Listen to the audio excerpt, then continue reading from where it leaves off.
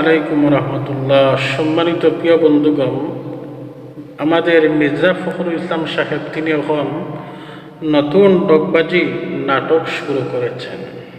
আসলে সামনে তো রাষ্ট্রপতির নির্বাচন, তাই একটু তিনি ভালো সাজতেছেন। তিনি বলতেছেন যে শুধু প্রধানমন্ত্রীর পরিবর্তন হয়েছে, আর কিছুই পরিবর্তন হয়নি।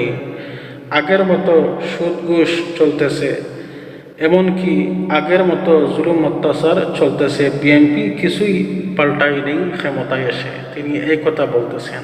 আসলে তিনি এই কথা বলতেছেন না, ওনাকে বলানো হচ্ছে। আমার মনে হয় তলে তলে নি মির্জা ফখরুল ইসলামকে রাষ্ট্রপতি দাহ্য হয়ে গেছে হয়তো, আর না হয় তিনি হুট করে এখন এসে এই কথা মায়াকান্না করে এই কথা বলার কারণটা কি। তিনি বলতেছেন আমার বয়স হয়ে গেছে, আমি চাই এখন একটু পরিবর্তন চাই।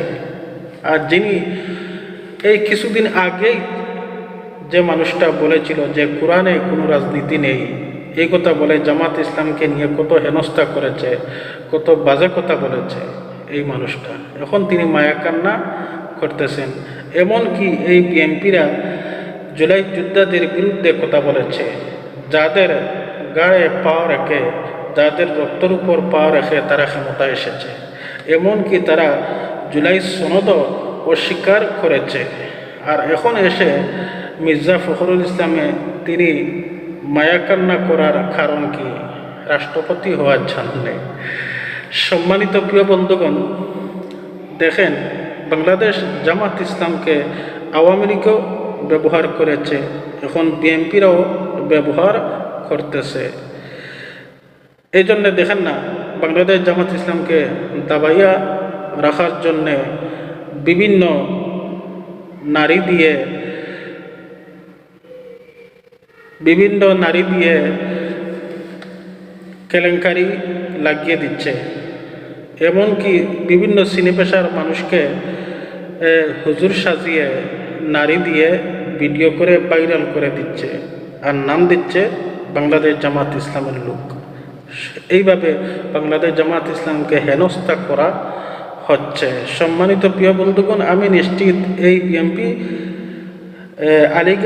আওয়ামী লীগের সাথে একটা চুক্তি হয়ে গেছে। আওয়ামী লীগকে ফিরিয়ে আনার পুরোপুরি চেষ্টা করতেছে এই বিএনপি দল। সম্মানিত প্রিয় বন্ধুগণ, দেখেন এই বিএনপির দ্বারা অতীতেও দেশ সুন্দর চলে নাই। এই বিএনপির উপর দেশ কোনোদিনও শান্তিতে চলতে পারে না। আরও দিকে দেখেন এনসিপি নেতাদের উপর বারবার হামলা করা হচ্ছে। এই বিএনপি নেতারা সাথে আওয়ামী লীগও আছে। এটা কারণ কি? যাদের কারণে আজ আপনারা ক্ষমতা এলেন, আজ তাদেরকে হামলা করতেছেন, মারধর করতেছেন। এর প্রতিদান আপনারা এটাই দিচ্ছেন। সম্মানিত প্রিয় বন্ধুগণ,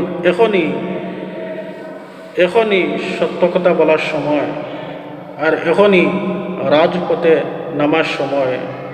আমাদের দেশ এখনও পরিবর্তন হয় নাই এবং ফ্যাসিবাদও এখনও রয়ে গেছে। এইগুলাকে সংস্কার করতে হবে অতি তাড়াতাড়ি, আর না হয় এই দেশ, এই জাতি একদিন পস্তাতে হবে। আসসালামু আলাইকুম।